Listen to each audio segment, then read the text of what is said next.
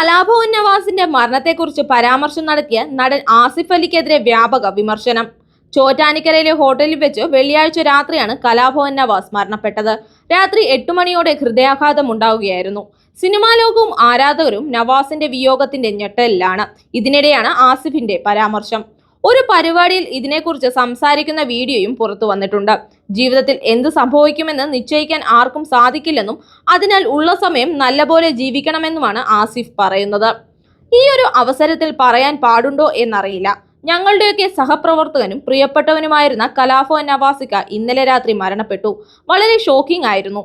ഇങ്ങനെയുള്ള കാര്യങ്ങളിൽ നിന്നെല്ലാം മനസ്സിലാക്കാൻ സാധിക്കുന്നത് ജീവിതത്തിൽ എന്താണ് അടുത്തതായി സംഭവിക്കാൻ പോകുന്നതെന്ന് നമുക്ക് അറിയില്ല എന്നതാണ്.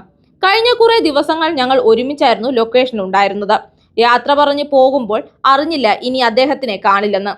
അത്രയും അസ്ഥിരമാണ് ജീവിതം. നമുക്ക് ചെയ്യാനുള്ള കാര്യം ഒന്നു മാത്രമാണ്, ഉള്ള സമയം അടിച്ചു പൊളിക്കുക എന്നാണ് ആസിഫ് പറഞ്ഞത്. വീഡിയോ വൈറലായതിനു പിന്നാലെ നിരവധി വിമർശനങ്ങളും ഉയരുന്നുണ്ട്. ആദരാഞ്ജലി പറഞ്ഞില്ലെങ്കിലും കുഴപ്പമില്ല, ഇമാതിരി മോട്ടിവേഷൻ ദുഃഖവാർത്ത ചേർത്ത് പറയേണ്ടിയിരുന്നില്ല. ഇവിടെ ഒരാൾ മരണപ്പെട്ട് കിടക്കുന്നു, ആ മനുഷ്യന് വേണ്ടി ഒരു ആദരാഞ്ജലി പറഞ്ഞിരുന്നെങ്കിൽ, ഇല്ലെങ്കിൽ എല്ലാവർക്കും പ്രാർത്ഥിക്കാമെന്ന് പറയുകയാണെങ്കിൽ എത്ര നന്നായിരുന്നു. പകരം അടിപൊളിയാക്കാമെന്ന്. കഷ്ടം. ഇങ്ങനെയാണോ പ്രസന്റ് ചെയ്യേണ്ടത്? ആസിഫ്, താങ്കളോട് ഒരു ഇഷ്ടമുണ്ടായിരുന്നു, പക്ഷേ ഇത് വളരെ മോശമായി പോയി. ഇപ്പോഴത്തെ കേരളത്തിന്റെ അവസ്ഥ. മരിച്ചിട്ട് 3 ദിവസം പോലും ആയിട്ടില്ല. ആ കുടുംബം എങ്ങനെയാണോ ഇതൊക്കെ ഉൾക്കൊള്ളുക?